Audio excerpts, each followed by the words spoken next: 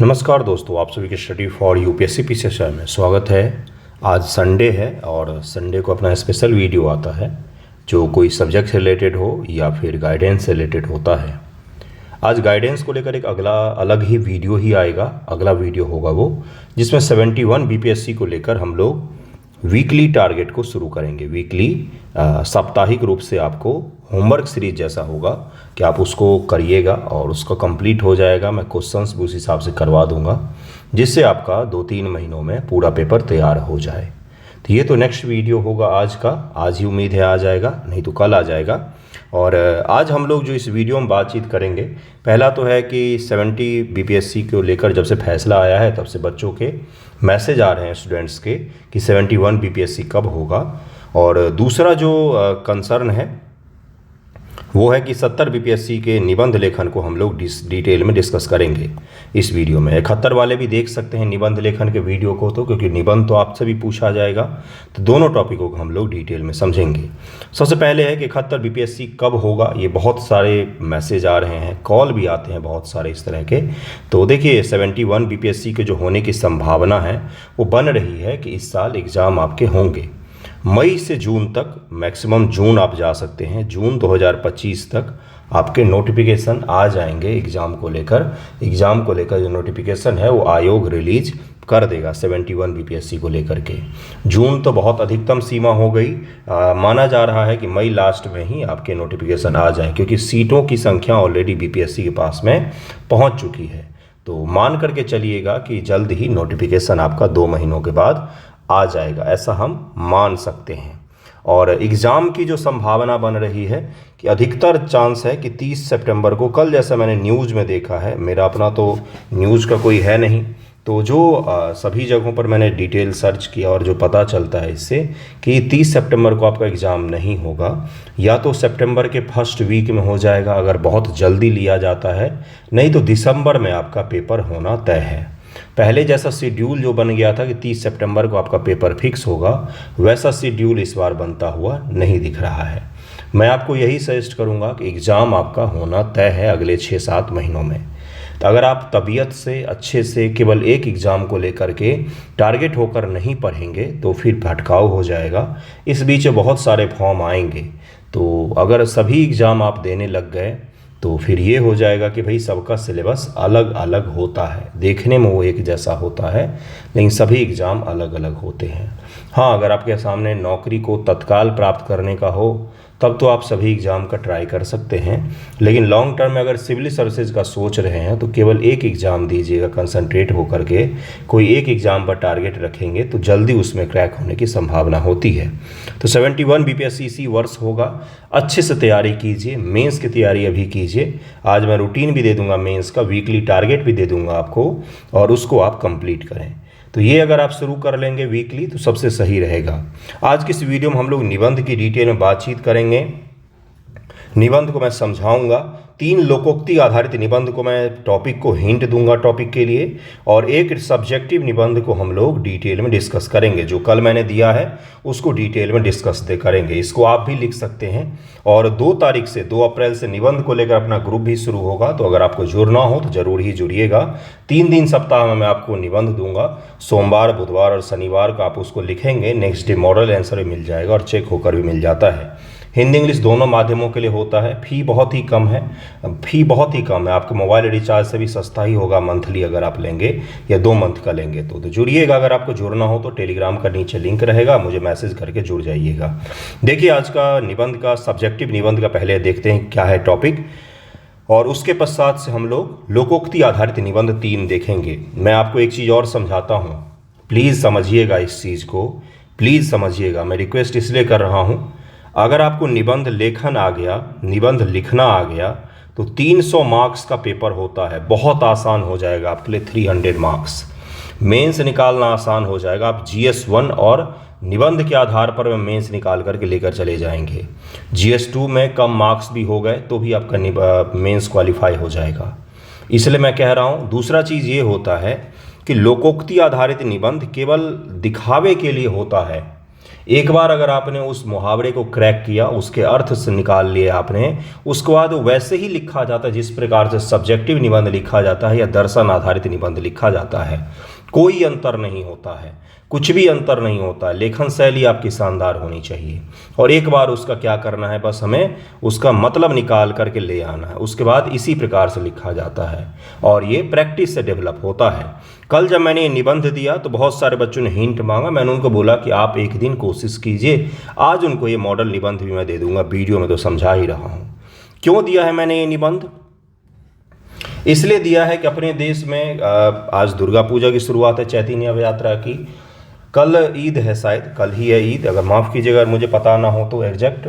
दुर्गा पूजा भी शायद आज से ही शुरू है। दोनों की शुभकामनाएं। तो अपने देश में जब इस तरह के त्यौहार आते हैं, हिंदू मुस्लिम के त्यौहार आते हैं, खुलकर बोलना चाहिए। तो अजीबोगरीब सा माहौल बनने लग जाता है कि समाज में समरसताएं कम होने लग जाती है। परिवार स्तर से लेकर के देश स्तर पर मीडिया के द्वारा और सरकार के कुछ बड़े नेताओं के द्वारा माहौल बनाया जाता है सांप्रदायिकता का। इन सब चीज़ों को आपने देखा होगा। दोनों पक्ष के कुछ विवादित लोगों को टीवी पर ला करके बैठा करके मुर्गा लड़ाएंगे, इसको मुर्गा लड़ाना बोलते हैं। पहला कारण तो ये हो गया कि हमने इसके कारण से ये दिया था। दूसरा, आपने देखा होगा बहुत सारे ऐसे केस सामने आ रहे हैं जहाँ पर एक आदमी दूसरे आदमी का कत्ल करता है, एक औरत महिला का, महिला पुरुष का, इस तरह से ये सब चीज़ें सामने आ रही थी। तो इसी के कारण से मैंने ये टॉपिक दिया था और मेरा अपना बना हुआ टॉपिक होता है, कहीं किताब से नहीं है। सभ्य देश और समाज का निर्माण सभ्य परिवार से शुरू होता है। ये पुराना टॉपिक भी है, सोशलिज्म में बहुत पुराना ये थॉट है कि परिवार जो होती है इसको प्राथमिक शिक्षा का सबसे बेसिक चीज़ माना जाता है। शिक्षा परिवार से ही शुरू होती है। लेकिन क्या यहाँ पर शब्द शिक्षा लिखा हुआ है? क्या नहीं लिखा हुआ है। क्या लिखा हुआ है यहाँ पर? टॉपिक में शब्द बदलते ही आपका पूरा टॉपिक बदल जाएगा। पढ़िए ध्यान से क्या लिखा हुआ। The creation of civilized country and society start with the civilized family. सभ्य देश और समाज का निर्माण सभ्य परिवार से शुरू होता है। क्या सभ्यता तभी आ सकती है जब शिक्षा हो आपके पास में? नहीं, ऐसा बिल्कुल भी नहीं है। असभ्य समाज या सभ्य समाज की क्या परिकल्पना है, किसको कहा जाता है? सोशल इशू अगर आपने पढ़ा है यूपीएससी के लिए, उसमें ये सब चीज़ें पढ़नी होती है। बीपीएससी में भी मेंस में सवाल एक पूछा जाता है सोशल इशू से। सोशल इशू से एक सवाल जरूर पूछा जाता है। अक्सर वो टॉपिक सांप्रदायिकता या जातिवाद से रिलेटेड होता है। जीएस2 में आप देखिएगा एक सवाल पूछा जाता है। जिनको सोशल इशू पढ़ने में इंटरेस्ट हो एनसीईआरटी पढ़ सकते हैं। 7 से लेकर के 12 तक का शानदार एनसीईआरटी होता है सोशल इशूज़ का। सभ्य देश और सभ्य समाज का निर्माण सभ्य परिवार से शुरू होता है। सभ्य देश है, समाज का निर्माण मतलब सभ्य देश और सभ्य समाज है, सभ्य परिवार से शुरू होता है। इसको उल्टे की तरफ से लिखना शुरू करते हैं हम लोग। जब भी इस तरह का निबंध आता है तो सबसे बेसिक चीज़ देखिए क्या है। इकाई क्या होता है? किसी भी राज्य व्यवस्था की इकाई होता है परिवार। परिवार से फिर वार्ड का निर्माण होता है, वार्ड से फिर गांव का निर्माण होता है, गांव से पंचायत का निर्माण होता है, पंचायत से ब्लॉक का निर्माण होता है, ब्लॉक से सब डिवीज़न का निर्माण होता है, सब डिवीज़न से डिस्ट्रिक्ट बनता है, डिस्ट्रिक्ट से कमिश्नरी, कमिश्नरी से राज्य, राज्य से देश। इस प्रकार परिवार से लेकर के देश का निर्माण होता है। ये मैंने आपको बेसिक से समझाया। उल्टा शुरू कीजिए। सभ्य परिवार का क्या तात्पर्य होता है? सभ्य का क्या तात्पर्य होता है? सभ्य का क्या तात्पर्य? क्या शिक्षित का मतलब सभ्य होता है? बिल्कुल भी नहीं। एक्सप्लेन करते हैं, डिटेल में चीज़ों को समझते चलते हैं एक एक करके। सभ्य देश और समाज का निर्माण सभ्य परिवार से शुरू होता है। सभ्यता मानव समाज की वो आधारशिला है जो हमें पशुओं से अलग करती है। क्या पशु सभ्य नहीं होते? पशु भी सिविलाइज होते हैं, लेकिन सिविलाइज्ड का मतलब यहाँ पर है पशु एक सोसाइटी बना करके नहीं रह सकते। कभी आपने देखा है कि 10,000 शेरों को इकट्ठा होकर के मैदान देखते हुए, मतलब मैदान मैच देखते हुए, कहीं पर पूजा के लिए, प्रार्थना के लिए जाते हुए, नमाज पढ़ते हुए, एक जगह इकट्ठे होकर सारे के सारे एक चीज़ के काम कर रहे हैं, घर बना रहे हों सारे शेर मिलकर, जितने जंगल के शेर हैं। यही होता है सभ्यता की परिभाषा, जो केवल और केवल पृथ्वी पर इंसानों में पाई जाती है। चींटियों में भी पाई जाती है, एंट आर्मी कई बार उनको कह दिया जाता है। हालांकि सभ्यता मानव समाज की वो आधारशिला है जो हमें पशुओं से अलग करती है। एक सभ्य समाज और देश का निर्माण केवल बड़े बड़े कानून, नीतियों या आर्थिक प्रगति से नहीं हो सकता है। तो सभ्य समाज का निर्माण फिर किससे होता है? हो सकता है एक समाज हो जहाँ पर कानून, लिखित कानून ना हो। क्या जब देश में संविधान नहीं था? आज भी कई सारे ऐसे जनजातीय इलाके हैं जहाँ पर कानून नहीं है इतने ज़्यादा सशक्त। मान लीजिए दुनिया कोई और देश है जहाँ पर संविधान नहीं है, क्या वो लोग सभ्य में नहीं आएंगे? आ सकते हैं। नीति आर्थिक प्रगति से नहीं होता है सभ्य समाज। तो सभ्य समाज होता किससे है? बल्कि इसकी नींव परिवार में रखी जाती। परिवार वह पहली इकाई है जहाँ से व्यक्ति सामाजिक मूल्यों, नैतिक और संस्कारों को सीखता है। संस्कार, नैतिक मूल्य, नैतिकता और मूल्य क्या होते हैं? यूपीएससी वाले तो ये कम से कम गलती ना करें। वैल्यूज अलग होता है, इथिक्स अलग होता है, सबकी परिभाषा पढ़नी होती पेपर 4 के लिए, अच्छे से उसको प्रिपेयर करें। और संस्कारों को सीखता है। संस्कार क्या होते हैं? जिसके लबादा डाल दिया जाता है आपके ऊपर कि संस्कारी बनो। क्या होता है संस्कार? क्या होता है? बेसिक बिहेवियर होता है और कुछ भी नहीं होता है। बेसिक बिहेवियर का मतलब क्या है? बेसिक डिसिप्लिन होता है, अनुशासन होता है। अनुशासन और शासन में क्या फर्क होता है? अनुशासन, अनुशासन शब्द देखिए यहाँ पर क्या है, और शासन, इसमें क्या फर्क होता है? अपने ऊपर शासन अनुशासन कहलाता है। हम अपने ऊपर नियम कानूनों को लादते हैं कि हम सुबह के 4 बजे में 5 बजे में उठ जाएंगे, हम रात के इतने बजे में सो जाएंगे, हम मद्यपान नहीं करेंगे, हम नशा नहीं करेंगे। हम मतलब खुद के ऊपर हम शासन कर रहे हैं। अनुशासन, अपने ऊपर शासन को क्या कहा जाता है? अनुशासन। और जब दूसरों के ऊपर में शासन किया, जैसे भारत की सरकार, राज्य की सरकारें हमारे ऊपर शासन कर रही हैं, तो वो क्या है? शासन तंत्र, शासन तंत्र, यानी कि पूरे समुदाय को एक नियम कानून में बांधना। अब आप 6 बजे उठते हो तो सभी को तो 6 बजे नहीं उठा सकते आप। अनुशासन अपने पर शासन होता है, जबकि शासन पूरे समुदाय के लिए लागू होता है। ये बेसिक शब्द अगर सीखेंगे तो सही रहेगा लिखने के लिए। तो जो अपने ऊपर हम अनुशासन लादते हैं, अनुशासित जीवन होता है। आपके घर के अंदर भी, घर के बाहर भी वही होता है संस्कार। संस्कार का मतलब केवल पूजा पाठ ही नहीं होता है। संस्कार का मतलब होता है बेसिक बिहेवियर, जो आप अपने घर के अंदर करते हैं। आप जब अकेले होते तब करते हैं, और जब आप सबके समुदाय में कहीं पर होते हैं तो आप करते, उसी को क्या कहा जाता है? संस्कार। यह कहना गलत नहीं होगा कि एक सभ्य देश और समाज का निर्माण सभ्य परिवार से शुरू होता है। 3 भागों में इसको हम लोग बांटेंगे निबंध को। ये मैं इंट्रो आपको समझा रहा था, कुछ शब्दों को मुझे समझाना था। कौन से 3 भाग? पहला, सभ्य परिवार क्या होता है। अलग अलग परिवार मिलकर सभ्य समाज का निर्माण करते हैं। सभ्य समाज क्या होता है? सभ्य परिवार क्या होता है? सभ्य समाज क्या होता है? और अलग अलग समाज मिलकर देश का निर्माण करते हैं, तो सभ्य समाज, सभ्य देश का क्या मतलब होता है? ये 3 भाग में हमने निबंध को बांटा है। परिवार स्तर पर सभ्यता के कुछ और माने होंगे, समाज स्तर पर भी कुछ और चीज़ें ऐड ऑन हो सकती हैं, देश के स्तर भी कुछ और चीज़ें ऐड ऑन हो सकती हैं। सभ्य देश क्या होता है, इसका तात्पर्य लिखना पड़ेगा आपको। उसमें क्या, फिर क्या लिखेंगे? फिर आप लिखेंगे चुनौतियाँ क्या क्या आ रही है, वर्तमान चुनौतियाँ क्या क्या आ रही हैं। उसके बाद से आप एंड करेंगे। बहुत सारे आपके समक्ष उदाहरण आए हैं। लोगों ने ब्लू ड्रम खरीदना बंद कर दिया है मेरठ केस के बाद से। कंपनियों ने ब्लू ड्रम बनाना बंद कर दिया है। क्या था वो केस? अगर देखेंगे तो वो था कि समाज में इस तरह की बुराइयां व्याप्त हो रही हैं, बढ़ रही हैं, जिसका चलन पहले कम देखा गया है। इसके पीछे भी कुछ कारण होगा, है ना। ये मैं आपको उदाहरण दे रहा हूँ। वर्तमान चुनौती में आप दे सकते हैं मॉडर्न लाइफ स्टाइल जो है, वहाँ पर कहीं ना कहीं परिवार की ही भावना जो है वो खंडित हो रही है। परिवार की भावना खंडित होने से समाज खंडित होता है, और समाज से फिर देश के ऊपर असर पड़ता है। ये मैं आपको क्या बता रहा हूँ? उदाहरण वर्तमान चुनौतियों में। चलिए देखते हैं, ऊपर से पढ़ते हैं इसको डिटेल में, ताकि आपको कंटेंट भी मिले, केवल लेक्चर ही ना मिले, आप लिख भी सकें। जैसा कि महात्मा गांधी ने कहा कि परिवार वह जगह है जहाँ से सच्ची शिक्षा की शुरुआत होती है। एक स्टूडेंट ने मुझसे पूछा था क्या कोट अलग करके ही लिखें? कोई ज़रूरी नहीं होता, पैराग्राफ में भी ऐसे लिख सकते हैं, हाइफन लगा दीजिए और लिखिए इसको। यह निबंध इस विचार को विस्तार समझाने का प्रयास करेगा, और इसी को हम लोग डिटेल में समझेंगे। सभ्यता की पहली पाठशाला परिवार। परिवार किसी व्यक्ति का पहला स्कूल होता है। यह वह स्थान है जहाँ एक बच्चा सबसे पहले सामाजिक मूल्यों, नैतिकता, व्यवहार के नियम सीखता है। किससे सीखता है? आपको मैं फ्रेंच सिखाने जाऊं, आप नहीं सीख पाएंगे, मैं नहीं सीख पाऊंगा इतनी आसानी से। लेकिन एक फ्रेंच परिवार में बच्चा जन्म लेता है, क्या उसको फ्रेंच भाषा बोलना सिखाना पड़ता है? अपने आप ही तो सीखते हैं। कैसे सीख गया वो छोटा सा बच्चा? देख देख के, अनुभव करके, सीख के, सुन सुन के वो चीज़ों को समझ जाता। उसको कैसे पता कि इधर आना का मतलब है किसी के पास जाना? कैसे उसको पता? छोटे बच्चे की मैं बात कर रहा हूँ, बिल्कुल छोटे बच्चे की बात कर रहा हूँ। तो ये चीज़ें मैं क्या बता रहा हूँ कि किससे सीखता है? तो अपने आस पड़ोस के इन्वायरमेंट से सीखता है। इन्वायरमेंट कौन सा होता है? तो उसका परिवार होता है।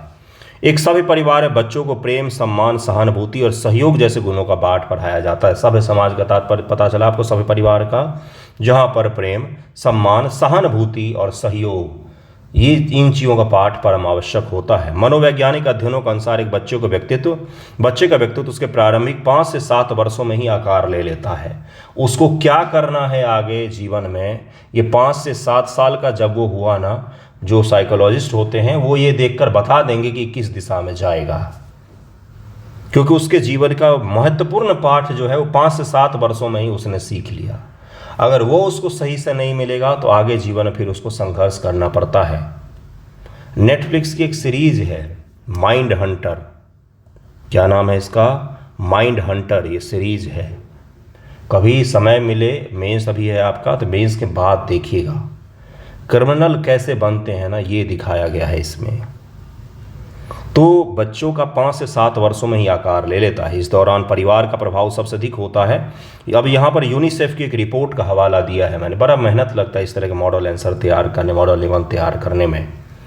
रिपोर्ट 2023 के अनुसार जिन बच्चों के परिवार में सकारात्मकता और सभ्य वातावरण मिलता है, बड़े होकर समाज में बेहतर योगदान देते। इसके विपरीत असभ्य या टूटे परिवार से आने वाले बच्चे अक्सर अपराध, हिंसा और सामाजिक असंतुलन का हिस्सा बनते हैं।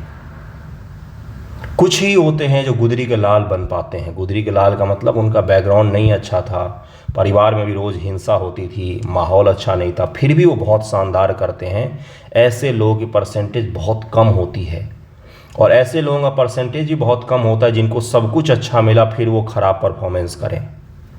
परफॉर्मेंस का मतलब एग्जामिनेशन नहीं है, परफॉर्मेंस का मतलब रिजल्ट नहीं है, परफॉर्मेंस का मतलब पूरा ओवरऑल जीवन की मैं बात कर रहा हूँ।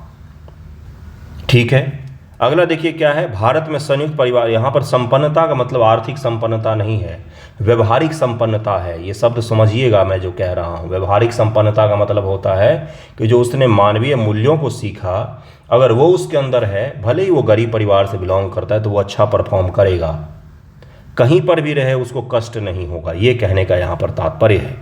भारत में संयुक्त परिवार की परंपरा रही है, यही टूट गया है। एकाकीपने आ गया है लोगों के जीवन में। जब आपके अपने घर में आप अकेले होते हो तो बाहर की तरफ फिर आप जाते हो। अब तो बाहर किसी से मिलने जुलने के लिए बाहर जाने की भी आवश्यकता नहीं, आप सोशल मीडिया के थ्रू मिलजुल सकते हैं। तो इसी कारण से इस तरह के अपराध को भी और बल मिलता है। जो सभ्यता के निर्माण में महत्वपूर्ण भूमिका निभाती है संयुक्त परिवार, बच्चे न केवल माता पिता से बल्कि दादा दादी, चाचा, भाई बहन, बहुत सारे लोग होते हैं। हम लोगों के बचपन में तो हमारे घर में इतने लोग होते थे, आते फिर जाते फिरते, मतलब बहुत सारे होते हैं, अभी भी होंगे। ज्वाइंट फैमिली का जो कॉन्सेप्ट होता है, यहाँ विविधता उन्हें सामाजिक समरसता और सहिष्णुता का पाठ पढ़ाती है कि आपके जीवन में सब चीज़, आपका प्राइवेसी ही नहीं होगा कि एक छोटे से रूम बच्चे को बचपन से ही दे दिया कि ये तुम्हारा रूम है। हमने तो अवधारणा अब जाके सीखी है कि हमारा कोई रूम है, घर पे भी और यहाँ भी। ये चीज़ें नहीं होती थी। इससे क्या पता चलता है आपको कि आपको संसाधनों को आपस में बांट करके काम चलाना पड़ेगा। ये सीख मिलती है ज्वाइंट परिवार में, जो न्यूक्लियर फैमिली में नहीं मिल पाती है। आप समझ पा रहे हैं मैं क्या बता रहा हूँ? सहिष्णुता का पाठ मिलता है कि एक परिवार में अगर 10 लोग रह रहे, 10 के विचार अलग अलग होंगे, आपको सबको समझना पड़ेगा। ये होता है ज्वाइंट फैमिली का मतलब।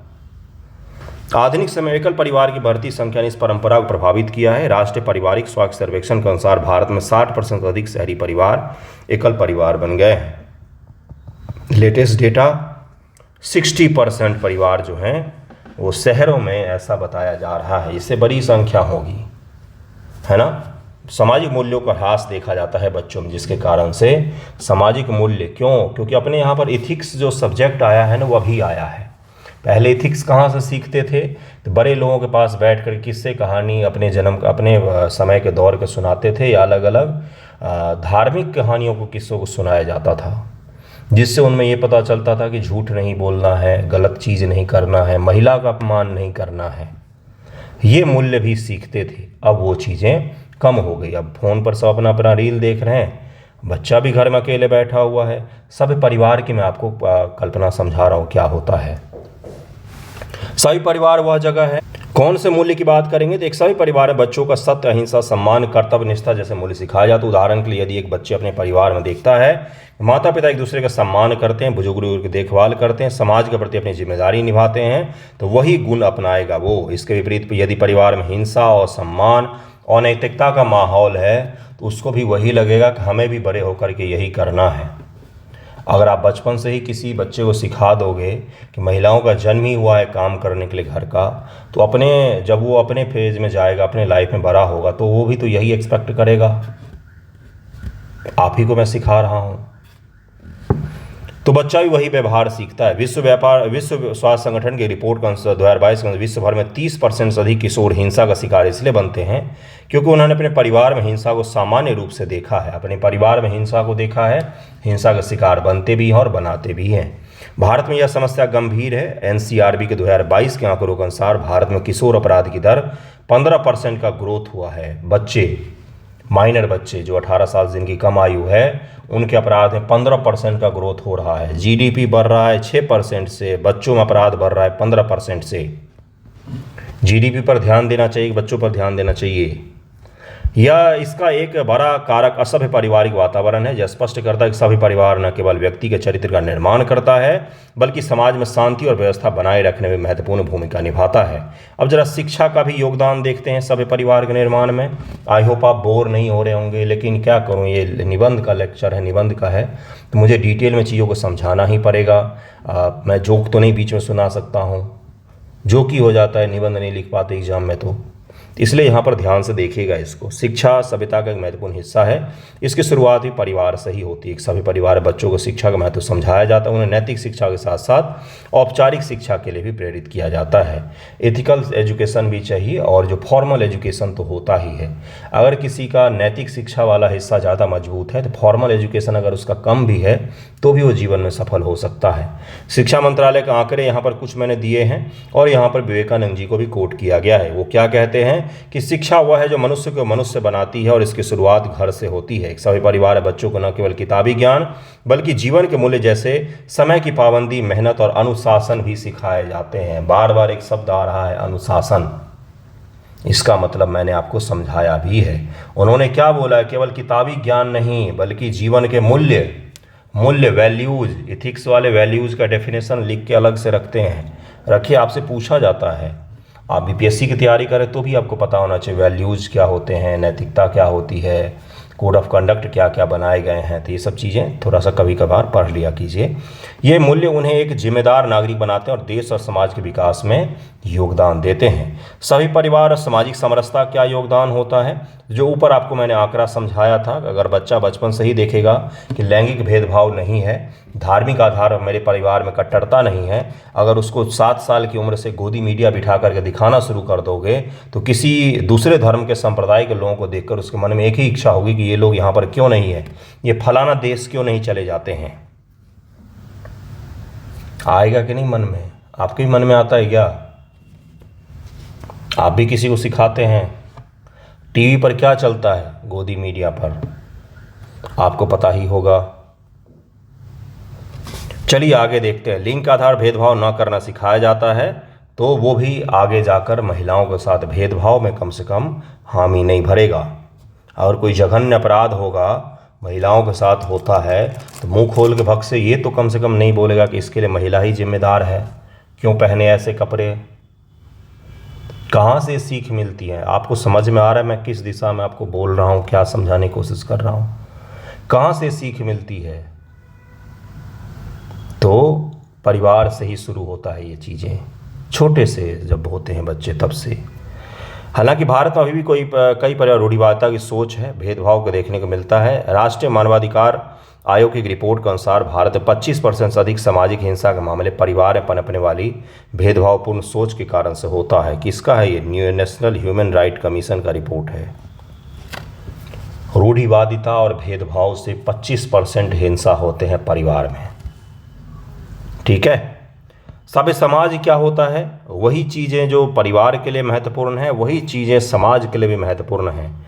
सांस्कृतिक, एजुकेशन, समानता, मानवीय मूल्य, नैतिकता, इसका जहाँ पर भी समावेश होगा उसी को सभ्य समाज कहा जाता है। जहाँ पर भेदभाव नहीं होगा, मानवीयता को सबसे पहली जगह दी जाएगी, उसी को सभ्य समाज कहा जाता है। सभ्य समाज की परिभाषा क्या है? तो वही जो मानवीय मानदंड हैं, उच्चतम मानदंड हैं कई सारे। कौन कौन से हैं? मानव जीवन को बेहतर बनाने के लिए एजुकेशन भी होना चाहिए, संस्कृति, नैतिकता और सामाजिक व्यवस्था शामिल हो। सभ्य समाज में एक दूसरे के साथ शांतिपूर्ण सम्मानजनक तरीके से रहते हों। अगर विवाह करने के लिए सड़क जाम कर सकते हो आप, सड़क जाम करके 1 घंटे नाच सकते हो आप। दुर्गा पूजा, गणेश चतुर्थी, इसके लिए भी सड़क पर जाम हो सकता है, सड़क पर रैलियां निकाली जा सकती है। तो दूसरे धर्मों के लिए भी तो निकाला जा सकता है। मेरठ पुलिस ने आज बोला है कि अगर कोई सड़क पर नमाज पढ़ता दिखा तो उसका पासपोर्ट छीन लेंगे हम।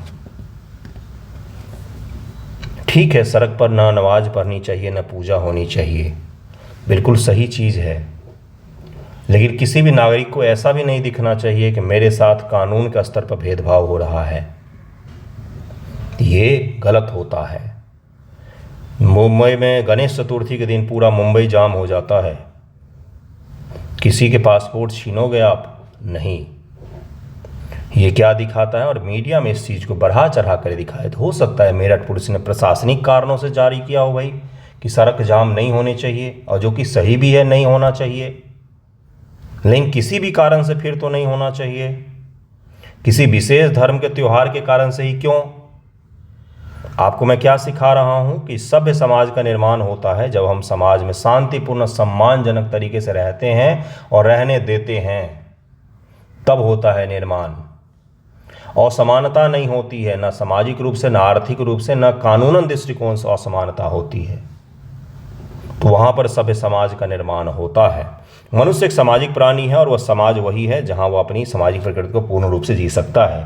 नैतिक और मूल्य हो, शिक्षा और जागरूकता हो उस समाज में, सामाजिक न्याय की अवधारणा हो, समानता और न्याय हो, कानून व्यवस्था हो, सामाजिक समरसता हो, पर्यावरण के प्रति जागरूकता हो। महत्व क्या होता है? शांति, स्थिरता, विकास, प्रगति, मानवता की रक्षा, सांस्कृतिक समृद्धि, ये सभी सभ्य समाज का महत्व होता है। क्यों जरूरी होता है ये बताया गया है आपके सामने। चुनौतियां क्या है? मीडिया में बढ़ती नफरत और हिंसा सभ्य समाज के लिए खतरा बन रहा है। भड़काया जाता है चीज़ों को। नागपुर जैसा शहर जहाँ पर 150 वर्षों में कभी दंगा नहीं हुआ, वहाँ पर छावा मूवी, औरंगजेब और इन सब चीज़ों को लेकर दंगा हो जाता है।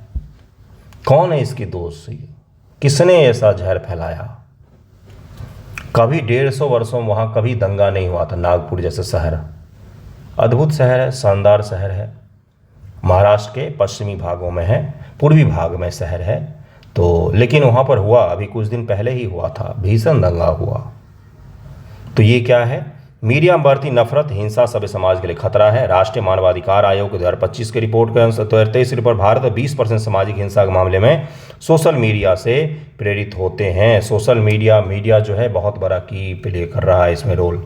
एक चीज़ और है यहाँ पर, परिवारों का खंडित होना, ये भी सभ्य समाज के लिए खतरा है। परिवार, न्यूक्लियर परिवार का कॉन्सेप्ट जैसे जैसे बनता जा रहा है, पलायन की अवधारणा जैसे जैसे बनती जा रही है, इसके कारण से भी बच्चों के मूल्यों में कमी आ रही है। सभ्य समाज के निर्माण के लिए कदम: शिक्षा को बढ़ावा, नैतिक मूल्यों की शिक्षा, सामाजिक जागरूकता, परिवार को सशक्त बनाना। सभ्य समाज और सभ्य देश का संबंध क्या होता है?